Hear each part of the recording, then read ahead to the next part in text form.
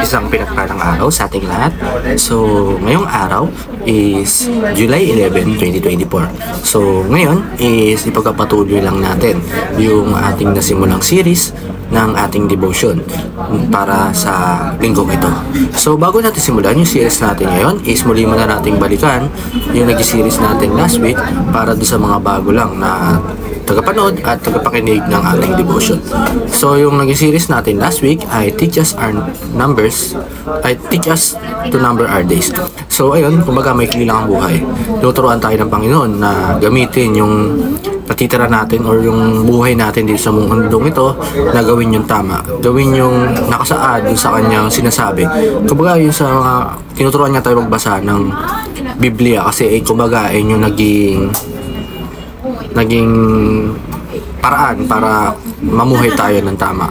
So pagbabasa natin nun is kailangan gagawin din natin, i-adapt din natin sa sarili yun. So, ayun po yung series namin last week. And yung series na talakay natin ngayong araw ay Give Yourself Fully to the Word of the Lord. So, ayun. Kumbaga kaugnay nga sa nag-series natin last week ay maikli lang ang buhay. Kaya kapag tayo ay sumamba or naglingkod sa Panginoon is isagad na natin. Gawin na natin yung nararapat na gawin. Gawin na natin yung tama. Gawin na natin yung talagang ikakalingkod or ikakalubos-lubos ng papuri sa ating Panginoon. So, ayun. And kailangan.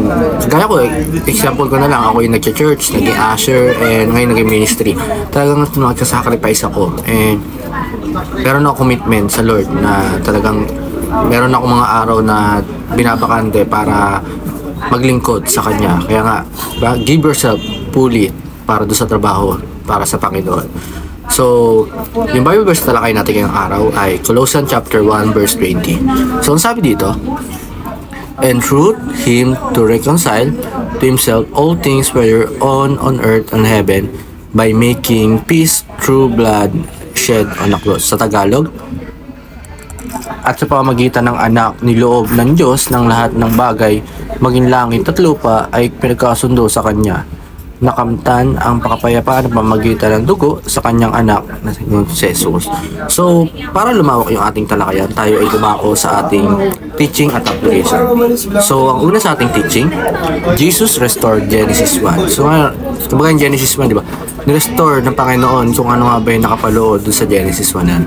Number 2, Jesus claimed all things. Kung mga, nung namatay ang Panginoon sa Kristo parang kinuha niya lahat ng kasalanan sa mundong ito.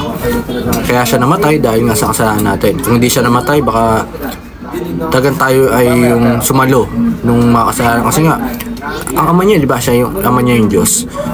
Sa tingin ba natin is ipapatawarin niya tayo? Oo, papatawarin niya tayo, pero binigay niya yung nag-iisa niyang anak para sumalo ng mga kasalanan. Number 3, Jesus fight the battle of all fronts. Ang Jesus, kumbaga yung mga problema natin, hindi lang naman tayo nag-iisa niyan. Kung may problema tayo, talagang hinuhudyukan tayo ng mga masama, mga demonyo. Kaya tayo ay nakakaligtas and nakagawa ng tama is nilalabayan ng Panginoon. Kasama natin lumalaban yung Panginoon. Sa ating application, 6 to understand the claim of Jesus. Yun. Kailangan hanapin natin kung ano nga ba yung paraan para maintindihan natin kung yung pagkuha or pag-claim ng Panginoon doon sa ginawa niya nga sa atin. Number 2, share the gospel of reconciliation. So, tayo mga Kristiyano is dapat tayo nag-share, pinapakalat natin yung salita ng Diyos. And sa last, submit all things under the Lordship of Jesus. Yun, submit natin. Kapag samba natin, submit na natin lahat ng mga pagsasala natin, ng mga lahat, isubmit na natin sa Panginoon. So, ayun lang po para sa araw. Tanong ay may natutunan tayo sa pakikinig at panonood. God bless to all.